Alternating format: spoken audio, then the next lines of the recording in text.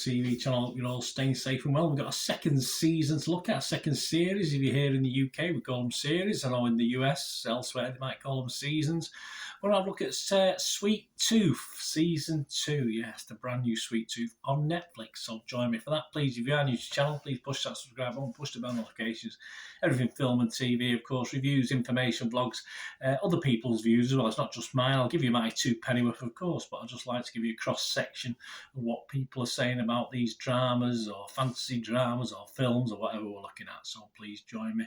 And if you like Sweet Tooth Season 2, and if you sort of like my attempts at doing a review of it, please give us that thumbs up, guys. I'm trying to get to 10. It's not a massive target, but if you can just push that thumbs up button for the next 6 minutes, 7 minutes, I'll try and give you as much information and entertain as much as I can. Yes, 8 episodes for this season 2.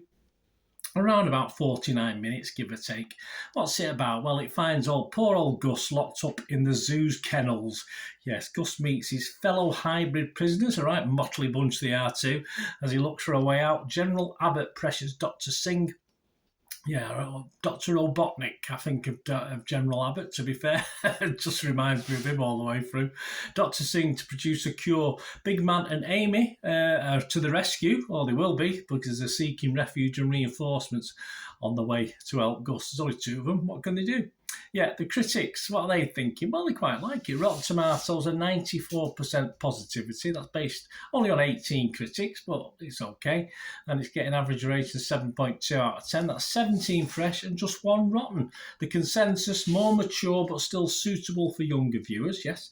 Sweet Tooth's sophomore season makes post-apocalyptic survival fun for the whole family. It certainly does. That's its demographic. That's what it's aiming at. Ed Powell from the Daily Telegraph here in the UK was fresh on it. He said, Series 2 may be darker, it is, as already pointed out, but it's brisk and big-hearted. Yes, it does have that. Still have that appeal to the family as well. Jack Seal from The Guardian in the UK, he's fresh as well. He said, welcome back to the singular world of Sweet Tooth, the pandemic dystopia drama the whole family can enjoy. Yes, I can't elaborate on that, Jack. Well said. Chris Wagner from Rolling Stone, he's fresh as well. He said, the uninitiated might want to hit a recap, probably will, before jumping in, but otherwise Sweet Tooth remains quite welcoming, the kind of thing you might watch with your adolescent.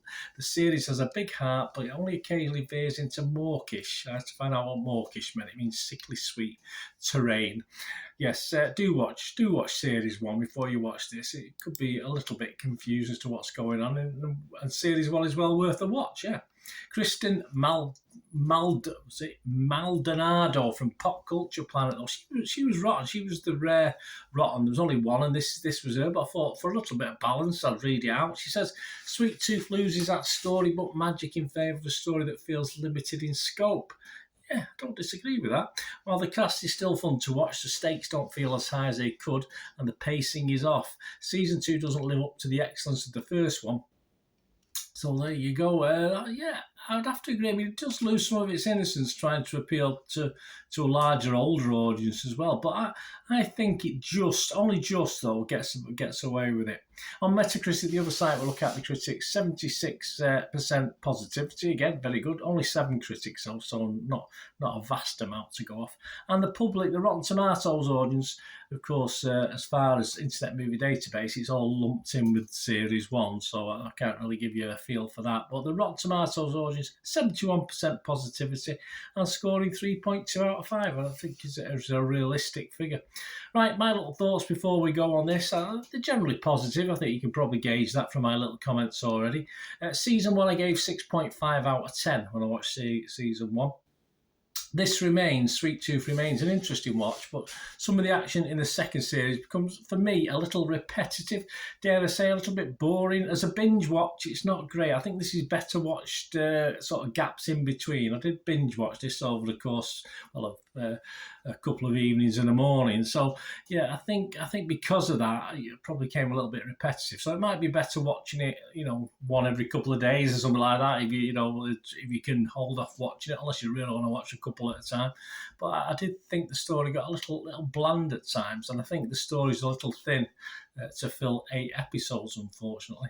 I mean, there's other things they could have done with it. There's some characters come into it more briefly, but perhaps they could have expanded on them a little bit more. But hey, it's not my budget, is it? I'm not spending the money. But as post-apocalyptic style dramas go, it is aimed, of course, still, even though it is a little bit darker, a little bit edgier, still aimed at a younger audience, certainly a slightly more grown-up feel than Series 1. With that edge, and you can invest in the characters both positively and negatively. You can like them or hate them in equal measure, and there's still some good characters to do that with. But I personally, not quite as good as season 1, which was quite not a breath of fresh air, but yeah, getting that way on this style of film. But it was different enough for this genre to be very, very watchable still, even allowing for those sort of negatives I've come up with. So Series 3, which we are promised will be around, needs to be a little bit busier for me. I think that's a good word to use, a little bit busier. So my scores, yeah, if it was on Rotten Tomatoes, I'd give it a fresh, yeah, definitely. If it was on Metacritic, I'd give it a positive. Yeah, as I say, I do have a few reservations, but overall positive. And if I'm going to score it, no, as I said, it's not quite as good as season 1, so I can't give it a 6.5, but I will hang it in there for my watchable 6 out of 10. So I'll give it a 6 out of 10. Let me know what you think, guys. It'd be great to hear from you. Let me know your thoughts. It's all opinions, isn't it? I mean, you might love it, you might hate it, whatever. It's a boring world if we all thought the same, wouldn't it? So let me know what you think, guys, about this or anything to do with film and TV. It'd be great to hear from you. Until we meet again, last one thing, don't I? Please stay safe, everyone. Bye for now.